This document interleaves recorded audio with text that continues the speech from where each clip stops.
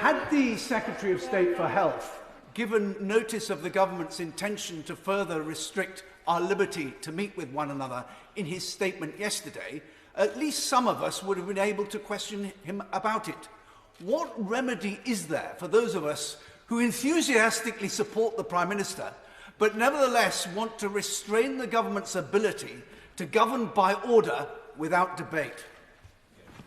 Can I say thank you to the right honourable member for giving me notice? I'm very sympathetic with the main point he makes. I accept the decisions have been taken in a fast-moving situation, but timings for statements are known to ministers.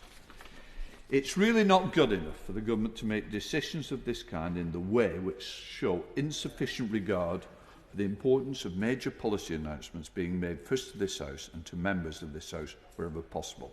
Can I say to him, I've already sent a letter to the Secretary of State. I think the total disregard for this chamber is not acceptable. I know the Prime Minister is a member of Parliament as well, and he will ensure that statements should be made here first, especially as this particular Secretary of State requests statements and then to ignore the major fact that he wanted to put to the country. Not before this House is not acceptable, and I hope he will apologise to members.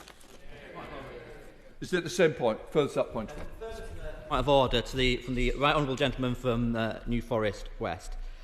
Not only did we not get a convincing explanation yesterday for the ongoing testing fiasco from the Secretary of State, but in fact Mr Robert Peston of ITV broke on Twitter that the government were planning to shift the regulations down from 30 to 6 ahead of the Secretary of State's statement. There was no reason why the Secretary of State could not have told the House yesterday this was the government's plans. Has he given you notice that he's coming to the House to update MPs on this change in policy, or should we assume that ministers don't know what they're doing from one day to the next?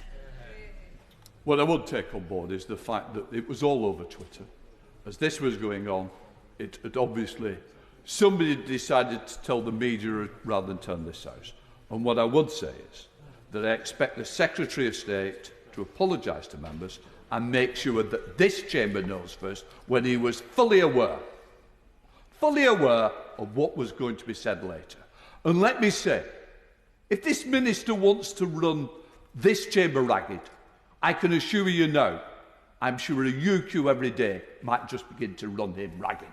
No more points of order on this subject.